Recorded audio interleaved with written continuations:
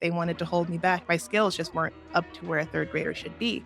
Mm. They ended up allowing me to proceed anyways, but that's when I had a teacher who was just so amazing. She took the time to really understand me. I had someone to really invest in me and to see me as a learner, not see me as a lost cause or someone who didn't want to learn, as someone who wasn't present in their learning. After that, I said, I wanted to be a teacher when I grew up. I want other kids to feel the same way that I got to feel. I really put my heart and soul into building out this business. I've seen myself grow in a lot of different ways. It's something that's been a labor of love for so many years. I know that little girl that was growing up and tried to be as quiet as possible, tried to be as invisible as possible.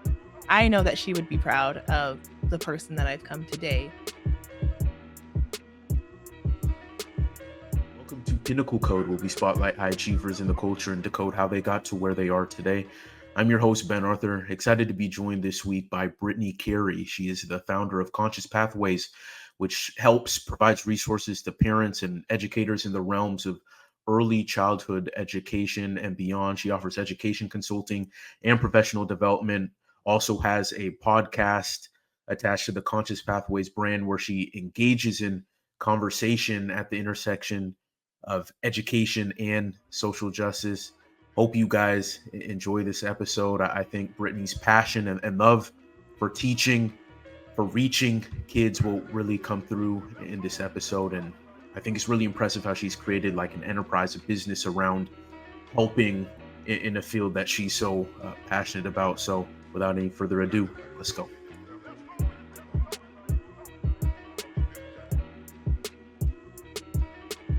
What do people, the listeners, need to know about your upbringing to understand who the woman is speaking to me today? Wow, such a beautiful way to ask that question. Um, I have always really loved learning. I've loved education ever since I was very young. I think I was the ideal student in a lot of ways. I was pretty quiet. I didn't make a lot of noise. I was good at sitting still. So it's something that I personally excelled at, but it's also something that I recognize not everyone is the same as me in that capacity.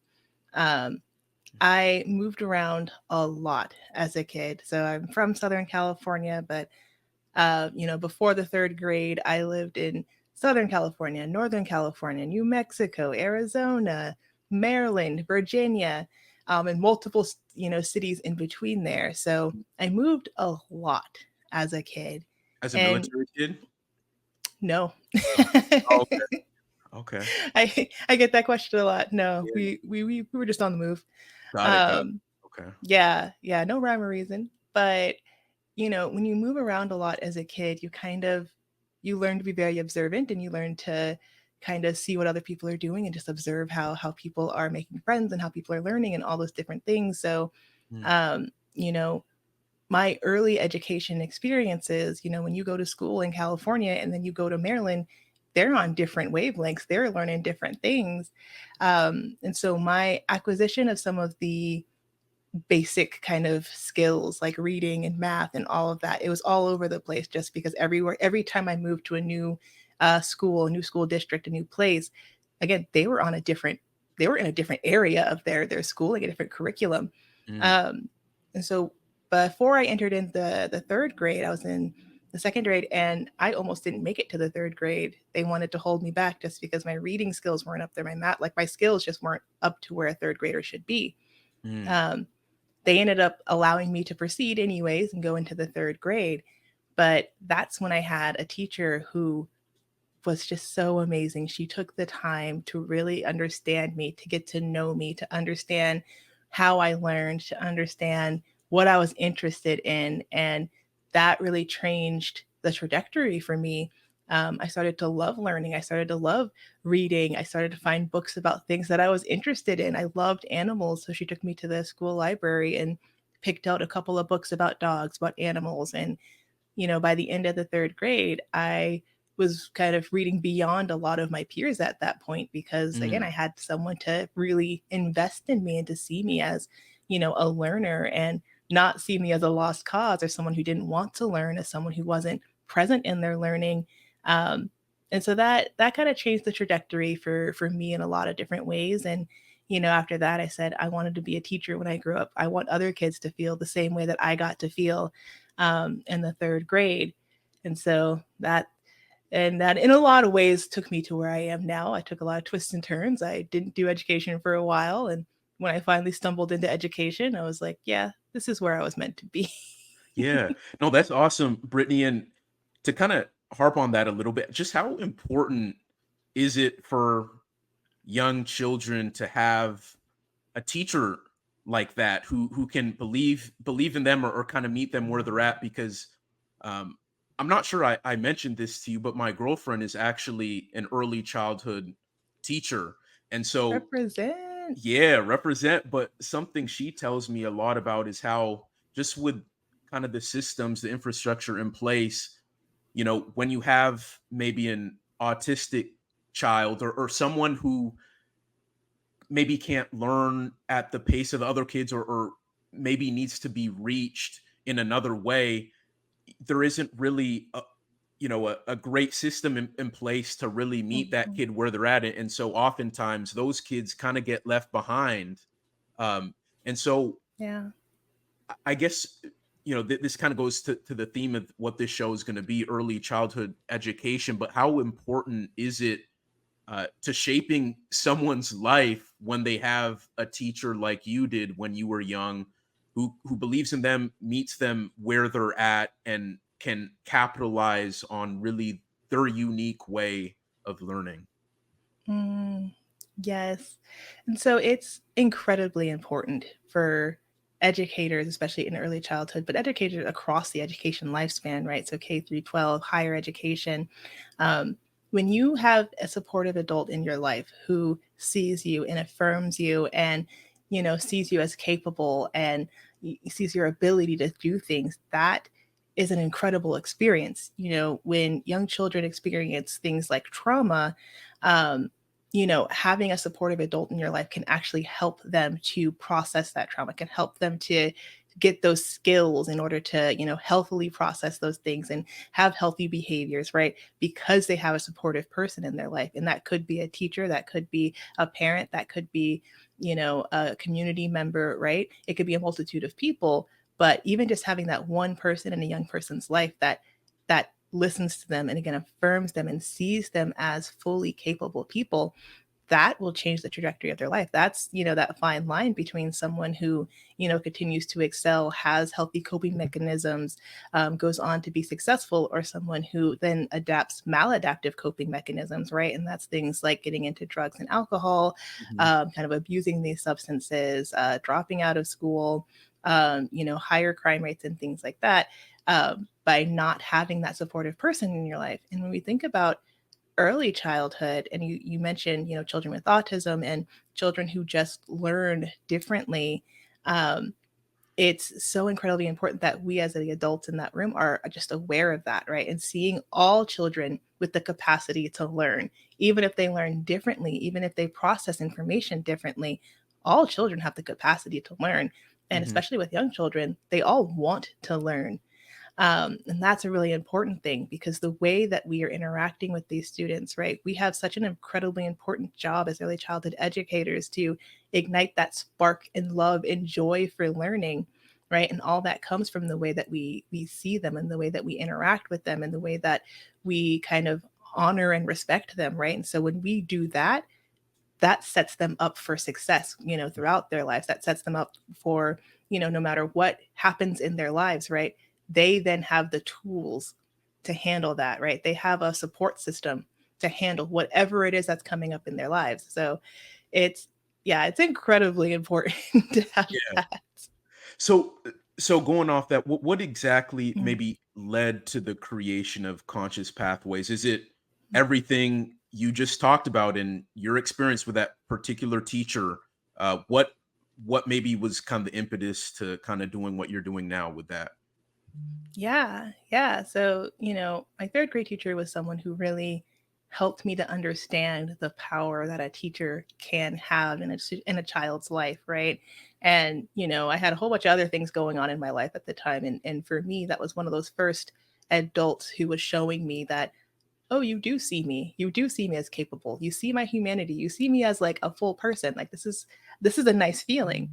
Mm, And so when I eventually got into doing education, I started studying a little bit more about these social issues that impact it. And that's when I started learning, one about special needs education. And that was something that's also still very incredibly important to me. But also, I started learning about this concept of the school to prison pipeline. And mm, that's essentially these exclusionary discipline practices that we, inflict upon children, right? And understanding that the school to prison pipeline is kind of commonly thought to be just K through 12 education that this happens in, but now we understand that it starts in early childhood, right? And mm, so with exclusionary discipline, you have children, and to point this out, like preschool is usually about 2.5 to 5 years old, right? And so we're talking about exclusionary discipline. That's things like expulsions, suspensions, right? So you can have children as young as 2 years old being expelled from school, right? And so when we're looking at that and we're looking at these data points, it's disproportionately impacting students of color. It mm, disproportionately impacts students with disabilities.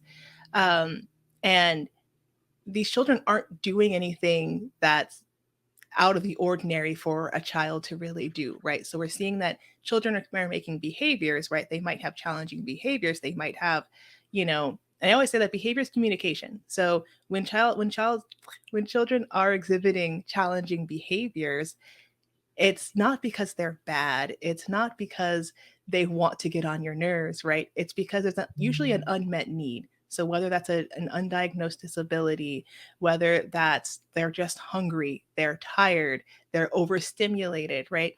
They're usually having a behavior because there's some sort of unmet need.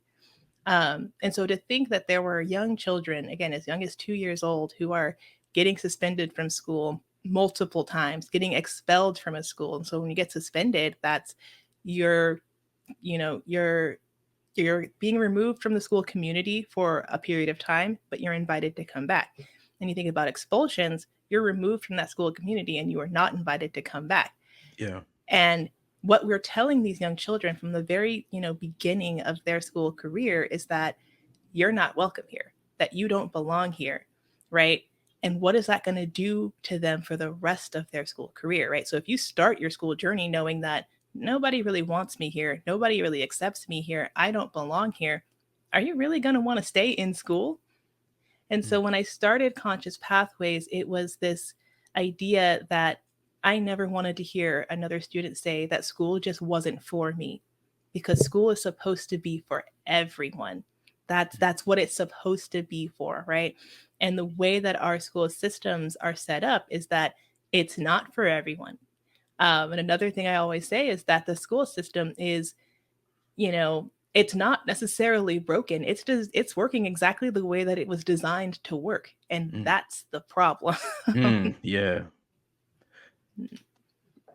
Brittany, I'm wondering how much you talked about how kind of special needs kids, uh, Mm, kids of color are disproportionately impacted by the way the system is set up, and I'm wondering maybe more specifically with kids of color, like black kids, um, how the system, like specifically how it fails them, right? Because mm, I can just recall, like, and I was a good kid growing mhm, up, but I remember my parents, as I got older, they told me how like my first grade teacher would say, like, this was an older white woman. She said how I'd be aggressive, how kind mm, of these images that I wasn't at all, that my parents knew I wasn't, and that mhm, I knew I wasn't, but I was depicted in this way. And I can only imagine if I didn't have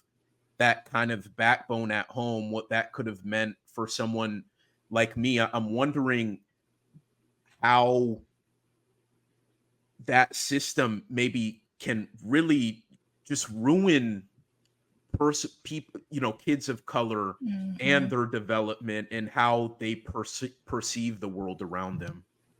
mhm.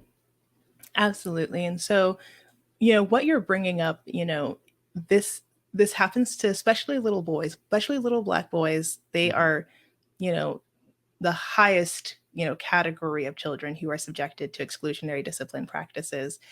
And, in early childhood, the language really matters. You hear things like, oh, that little boy is bad. That little boy is aggressive. That little boy is, loud or doing all these different things, right? And so these are the words that we use, especially for young Black boys. And when we're saying this to other educators, other people in the room, other staff members, right? Then they're going to be constantly be looking at that kid. There's a really interesting study that I think it was Harvard that did, where they had early childhood educators watch a screen with some children that were playing, and their job was just to write down any behaviors that they saw. Um, and part of the study was that they were using eye movement, technology through the screen to actually just monitor where their eyes were looking the most. Mm, And regardless of the teacher's, race and background, they saw that every person who was looking at this was looking at the black boy to see what the black boy was going to do wrong. All they mm, were told is that there was some behavior and just write down what they see. And most of them were looking at that little black boy to do something wrong. And so when we talk about these exclusionary discipline and behaviors and stuff and things like that, it's not necessarily that little black boys are doing more things wrong. It's not necessarily that they are more aggressive, that they are less intelligent. It's not necessarily any of that. It's that we are expecting this behavior from them. And so they could be, having behavior that is equivalent to their white peers. But if you're looking for that behavior more mm, often, you're going to get a confirmation bias. You're going to see what you want to see at the end of the day. mm, And so it's like really important, when I'm doing trainings, is that we're looking in at that internal bias, about, what are our attitudes and our beliefs about other people. And again, I always say that it's not necessarily that we have bias that is the bad thing, right? Bias has been developed over time. We have it, it's evolutionary, right? It's a part of how we've developed. But it's what we do with that bias, right? At the end of the day, that causes issue and problem. And so when we realize that we have a bias towards, a certain young child, then again, we're going to be looking for those behaviors, and we're going to be confirming that these are the behaviors that, oh yeah, yeah, I knew this all along. I knew this child was aggressive. I knew this child was a problem, causer, right? Or like a troublemaker, right? Things like that. When actually they're not doing anything, one, that's not developmentally appropriate, right? Kids are kids. When we look at, their development, we know that young children, especially, that early childhood phrase, their brains are developing at this incredible rate, right? By 5 years old, your brain is the size that it will be as an adult, right? It grows to the size that it will be, but it's not fully formed and developed. And that brain won't be fully formed and developed until late adolescence. Usually we think about 25 years old is when our brain is, fully developed and formed. And another thing that kind of leads into this is our expectations. So if we are expecting children to sit in their chairs all day, be quiet, speak when spoken to, do worksheets, if we're expecting them to do that, it's not developmentally appropriate for most young children, right? We're talking about early childhood to like mid childhood to even like near adolescence, right? Their brains and their bodies are not built to sit still for long periods of time. mhm, Their brains are not built to gain information by sitting and watching. Their brains are built to gain information by doing, by socializing, by getting their hands in what they're trying to learn. And so, for the longest time, we've been expecting children to do that. And if you were a child like me growing up who was very, very quiet, I could sit still for hours on end. It was fine. I was an incredibly obedient child to my own detriment, right? Because now I'm a horrible people pleaser as an adult. So we're working on that. But when children don't fit into that same mold, then where they're demonized. They're looked at as mm, like, oh, they're wrong. Look at those bad kids. They're misbehaving. When the actuality is that kids like me are the outlier. We're not the way that every child is supposed to be. Development isn't linear like that. And so our expectations of young children are deeply flawed, and that leads to us having seeing children not as children, right? And it's not allowing them to have, their full breadth of their childhood and their humanity seen. And so again, when we go into that thinking, okay, we got these kids in our room. Either these kids have IEPs, or these kids, I have a bunch of kids of color, or I have a bunch of low income, children in my classroom, right? If my ideas of these children is that they're not going to be intelligent, that they're going to be more aggressive, that they're going to do all these different things, that's going to influence how I'm then going to treat them. That's going to influence my thoughts and beliefs on them, right? So if I'm not intentionally thinking of you as a capable learner who is capable of growth, capable of learning, capable of empathy, if I don't see you that way, I'm not going to treat you that way. And that's kind of the biggest part of what we're seeing, especially with early childhood. Brittney, when you look around the education space, maybe particularly early childhood, what does the representation of Black teachers look like? Because Mm, all the little research I've done is indicated how there's a lack thereof, and how there isn't enough, and how they're mhm, not being supported. From your vantage point, someone who's in the space, you talk to mhm. people, as you've indicated, you do a lot of research. What does the representation of Black teachers actually look like from your vantage point? Yeah. And that's a really interesting question to think about as well, because early childhood, so kind of preschool education that we think of, it's different in a lot of ways than K through 12 education. So in early childhood, again, that's usually the age range between about 2.5 to 5 years old. Nationally, the requirements for being a preschool teacher are different from state to state. It's different from county to county. Here in California, we have a little bit more of the elevated in the sense of requirements for early childhood educators, and Mm, even then, it's the bare minimum, right? So in California, you only needed 12 units of child development, and now you're qualified to teach preschool. Of course, you need to do background check and mandated reporter training and things like that. There's a couple little things on there, but the bare minimum is that you just need 12 units of child development, and that's 3 or 4 classes of child development. And then you are now qualified to teach preschool. In some states, you just have to be over the age of 18. You don't need any additional training. You don't need any additional coaching. Have you graduated from high school? Cool. You can now teach preschool. So that kind of differentiates from state to state. And so that mhm, makes it really interesting. Overall, the pool of educators in early childhood, even though for the most part, a high majority of early childhood educators have at least a bachelor's degree, um, a majority of early childhood educators are women or women identified and people of color. So Black women, um, Latinx people. Um, that's going to be a majority of the people who are teaching. Again, that's going to vary from state to state, mhm, all that, and just demographics and all of that good stuff. But that's generally speaking, you have a lot of people of color teaching early childhood education and mm, being within this field of childcare, early childhood specifically.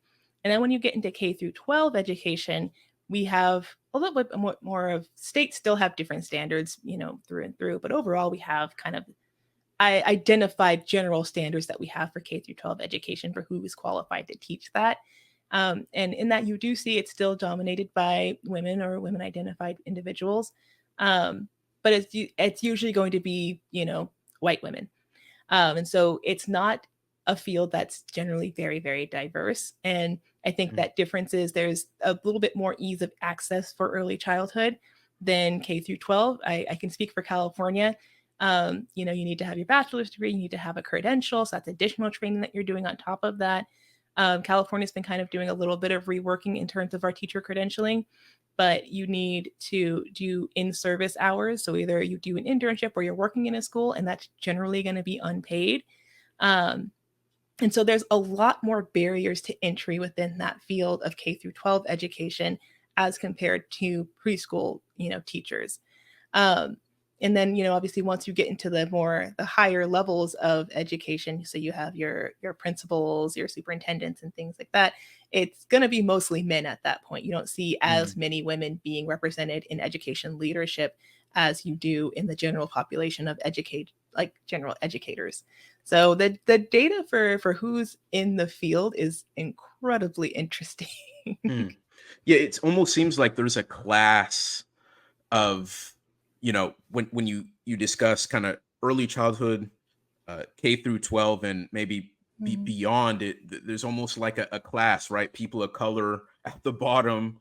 Then you have Yeah. maybe more white women in the K through 12, and then Mhm. beyond that, white men.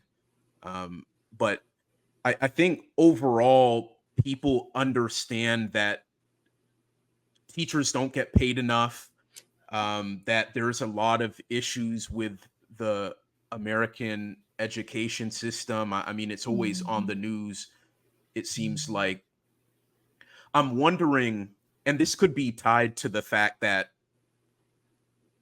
it seems like people of color aren't able to get to maybe those higher levels just in the Mhm. education in the teaching space. But what are maybe some of the nuanced challenges that Black women, other people of color in Mhm. teaching positions face that are maybe unique, Mhm. in a space that maybe overall has challenges? Yeah.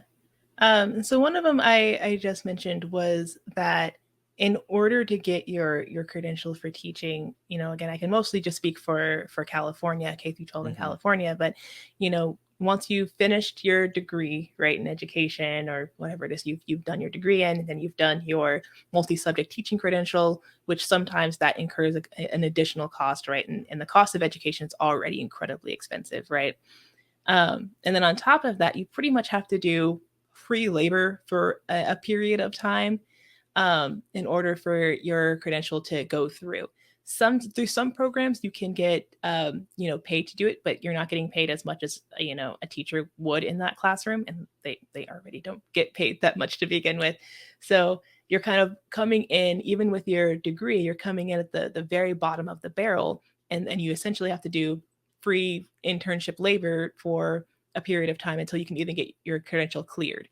And so that makes it next to impossible, right? If Mm, you're a person of color and you don't have a economic status where it would allow you to just not just work for free for a couple of months, or if you don't have family that's supporting you through that process, um, that's just not going to really be feasible. There are some programs that do help and support that, which is amazing, but yeah, generally speaking, there's a really big barrier to access in that regard. Um, and then also in terms of like getting hired, right? So you go through all of this process, and then that doesn't even guarantee that you're going to get hired in a school.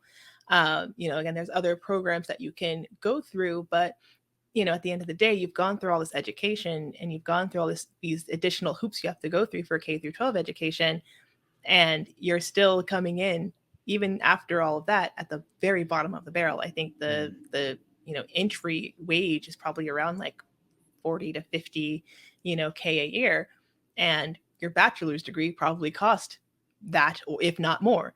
And so you're really not being set up for success in the type of way, and then goes into the racism in the field, that now that you've got your first job, amazing, and now I had this really amazing conversation with Dr. Asia Lyons on my podcast, and she brought up this great concept of racial battle fatigue.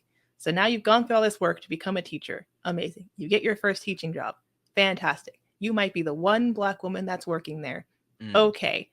um, and now you were extra scrutinized. So all of that stuff that I was saying about the children in schools, right? How again, if we're looking for them to do aggressive things, or we're looking for them to do bad things, we're going to get that confirmation bias, right? We're hyper surveillancing these kids to see when they do the wrong thing. The same thing happens when you're in the workplace, right? If you're a person of color in the workplace, you're going to be hyper surveillanced. Your image is going to be, picked through as with a fine tooth comb, right? So, how's your hair looking? How are you dressing? How are you talking? Everything about you is then put under scrutiny. And then mm, that leads to that racial battle fatigue that Dr. Asia Lyons was talking about, that you can only go through so much of that and not, it not affect you. And then again, that leads to those maladaptive behaviors. Now, you've gone through a full day of not only teaching, which is difficult, working with the students, which is difficult, right? There's so much joy in education. And again, I love education, but it's hard. It's mhm, hard to be in that classroom every single day. And then you have all these other different pressures. And on top of that, you add in racism, mm, and you've got to deal with that somehow. Again, if you don't have a good support system, if you don't have tools in your toolbox to deal with that, you might turn your, nightly glass of wine might turn into a nightly bottle of wine. And just it starts then kind of escalating after that point. So there's a lot of barriers, and then once you get into the field, a lot of people of color within education tend to burn out really quickly. For all those reasons I just listed, it makes it really difficult. Yeah, and then with that, Brittany, too, like if teachers, people of color, black women teachers are getting burnt out, I mean, it impacts. I think it could especially impact those those students who are of color, who have maybe those teachers of color, but then those teachers of color are getting burnt out. They're leaving those jobs, and so then I think everyone is losing, right? It's the teachers of color and it's the students of color. Like as you said, it's just kind of a snowball effect of just kind of awful side effects all the way around. So what solutions do you see that exist currently or are being created or maybe have always existed that maybe aren't being implemented at scale to kind of reduce those inequities that you've discussed? Do you see any solutions? Yeah, there's and one of the great things that I've been learning through my podcast, because I had the great opportunity to just talk to so many people within, higher education, within research, within early education. And, one of the questions I ask is, how do you reimagine education? And it's always so inspiring to hear what everyone is saying about this is the way that I'm envisioning education to be. And the amazing thing is there are so many different ways and approaches to education, right? We don't have to go and invent new things that work. We already have things that work Mhm. and that are going on, in terms of early education and K through 12 education. But one thing that I see that works the best is really forming community within schools. So within the staff, we're forming community. We're looking at our hiring practices. We're looking at, you know, our wages. It's a multifaceted approach, right? You have the policy of education, who has access to education, are our practices still working within, teacher preparation programs, and also are we allocating the funding in education the way that is, makes sense, right? Because right now school funding is based on property taxes essentially, and that really hasn't changed very much over the past few years. And so Mhm. really looking at that, is that still an equitable practice? Are we doing something that's actually still working from kind of that systemic and policy standpoint? Looking at our teacher preparation programs, what are we actually teaching to, incoming teachers? I remember when I was going through my coursework for education, I didn't learn anything, especially in my under lessons and everything. Like I didn't learn very much about special education. I didn't learn very much about, you know, all these other different aspects of it that would have been so helpful in the actual practice of teaching, right? I was started teaching and I had to learn so many things on the job and, go home and research and learn even more things because I didn't know what the best practice was in that. So, like, what are we teaching in our teacher preparation program so that teachers can actually feel supported and, like, they're walking into a space of like, okay, I know what I'm doing, because that's extraordinarily stressful when you're in the classroom and you have behaviors and you have so many things going on that you're trying to attend to, and at the same time, you just don't know what to do. So our teacher preparation programs could really use a good kind of, a good makeup. And then on top of that, as education leaders, as people who are in, school communities, how are we forging that school community? What does our hiring process look like? What does our retention process look like? Right? Because you can hire people all day, but are you actually retaining the people that you're Mm. hiring? What does our professional development look like?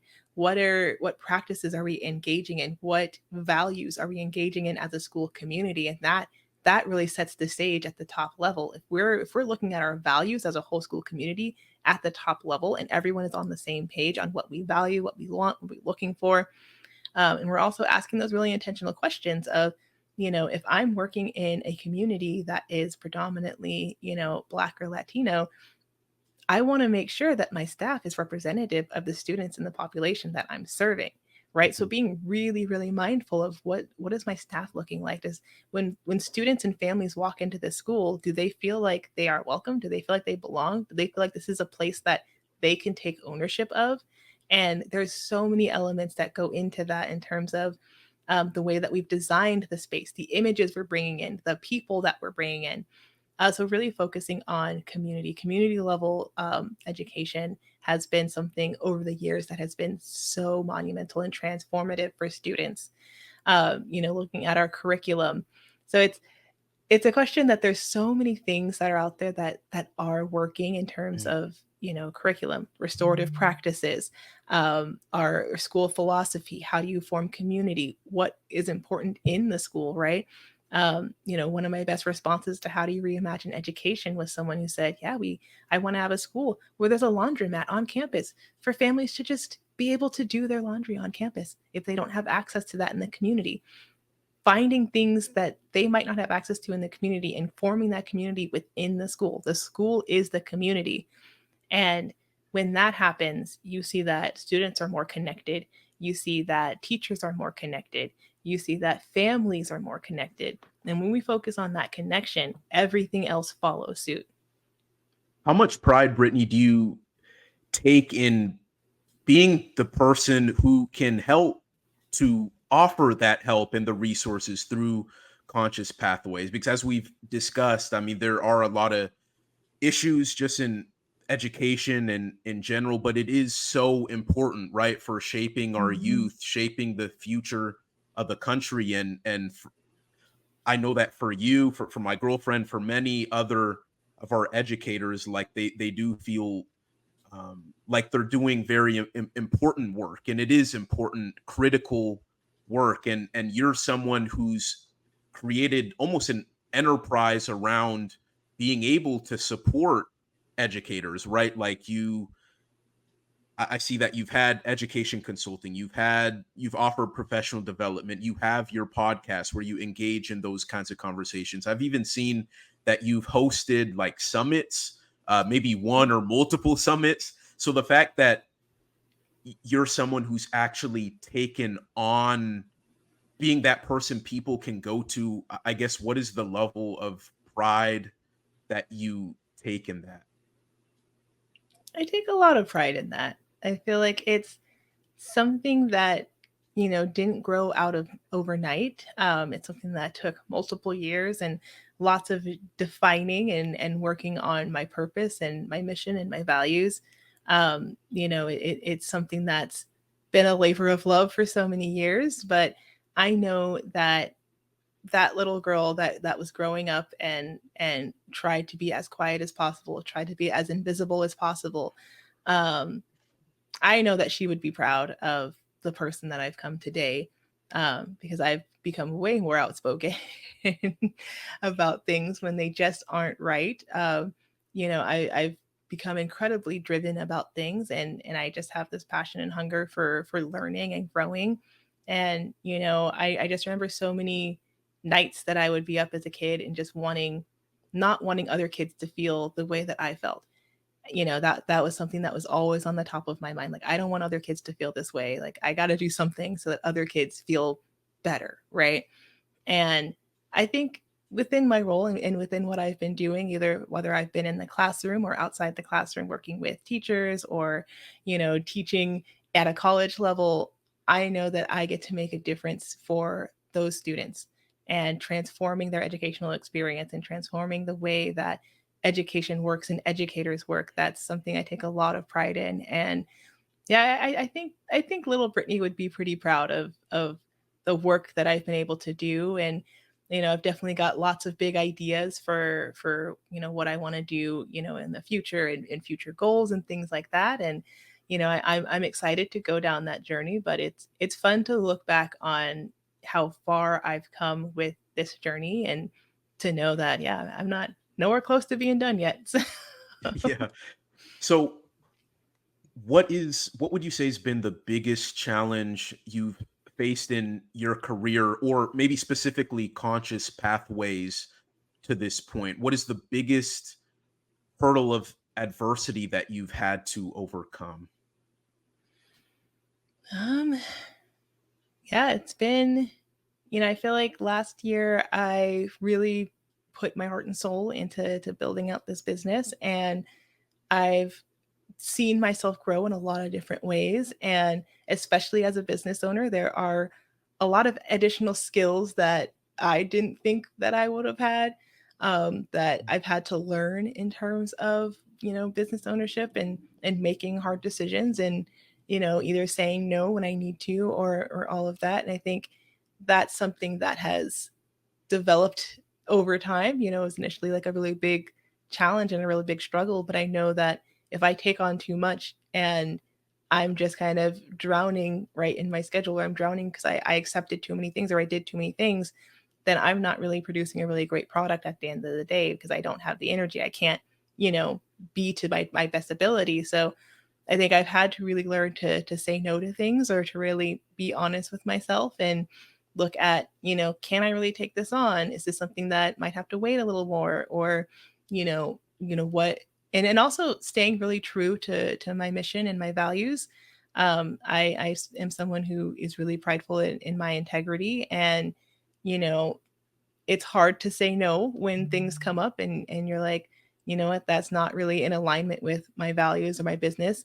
And being able to walk away from that, is something that's also really incredibly difficult. But I know at the end of the day, I'm staying true to who I am, and, what I need and what I value. And, that's something that I think speaks within my business and speaks within my brand, that, I'm a person of integrity, and I'm going to do my best to make sure I'm meeting goals, and I'm, doing all these really great things. But also I'm going to take care of myself, and I'm going to make sure that I'm not overcommitting, and that I'm not stepping outside of those values. So it's been that's kind of been a struggle, but and there's been a lot of learning. I've, when you're the founder of a company, especially in its earlier days, you're the everything. So you're the graphic designer, you're the website developer, you're the podcast editor, you're the salesperson. So you are all the things, and it's been fun learning all the things. But yeah, you got to learn all the things. What's the thing you've learned the most about yourself in that process?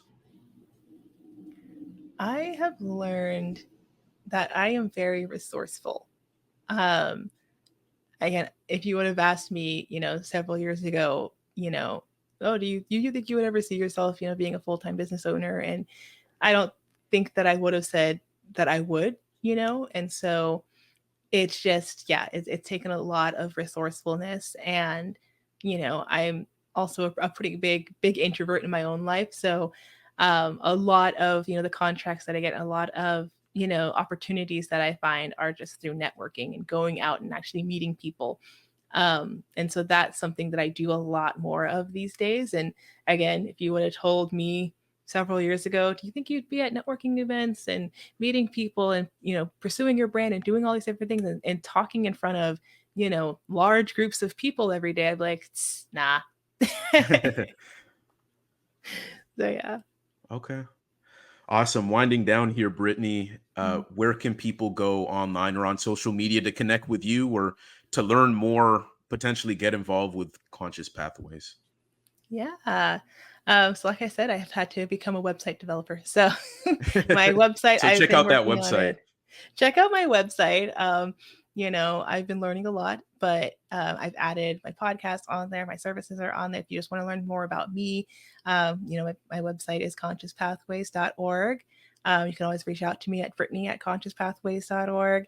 And I post a lot on social media. So if you are an education leader, admin person, you can follow me on LinkedIn. Really, anyone can follow me there, but I'm going to post a little bit more geared towards education leadership on LinkedIn. I have a YouTube channel where I post all of my long form videos from the podcast. You can listen to Conscious Pathways really wherever you get your podcast. It's on Spotify, iHeartRadio, Apple Podcasts. So it's on all of the big hitters. So you can listen to Conscious Pathways. It's about the intersection of education and social justice. I'm also on Instagram. TikTok, not as much on TikTok. I'm still learning TikTok, but you're gonna Aren't get we there. all? Yeah. Oh, oh, TikTok. It's ever changing. That's a whole other conversation in itself. Mm-hmm. But yeah, all the main platforms you can, see my content, see where I am. Come meet with me. Come talk to me. Awesome. Awesome. And everyone listening, all that will be in the show notes. So please be sure to connect with Brittney, learn more about Conscious Pathways. And final one for you, Brittney. I ask this to my Mhm. guests at the end of every episode. It's kind of broad, so so bear with me. But Okay. what is one thing you believe that people can do more of to get a step closer to reaching their pinnacle or maximizing their Mm. personal potential? I'd say, and I say this to my students as well. I teach college, and I think it's just incredibly important is to, have a list of your top 5 values, whether that's, integrity, honesty, respect, anything like that. Have a list of your top values. And, if you can put that somewhere where you see it every day, whether that's in a journal, post-it note on your mirror, have it so it's in front of you on a regular basis and just kind of reminding you what your values are, what's your mission, what is your goal, and ensuring that you are really working and being in alignment of that. All of your, conversations, all of your decisions, all of these different things will all kind of fall into place when you are really sure about your own values and what do you think is important and what are you trying to achieve, right? So that's something that's really helped me in my career, and it's helped me to find some amazing opportunities with some just fantastic people, and it's also helped me to walk away from things that I thought were going to be good for me, but in reality, when I really checked in with myself and my values, I said, you know what, this isn't it. This isn't working for me. And it's enabled me to be able to make those decisions. And it's hard at first, but the more that you just keep walking in it, and the more that you just keep doing it, it makes the world of difference. And when you look around and you see that your values are represented in everything you do, the people you're associated with, whether you have your own brand or company, or you're working for someone else, it's reflected in all of those things. And Mm, you'll find that you're living a life that is so fulfilling to you, and whatever you want to do with your life, as long as you're in those values, you're good, you're golden. terrific.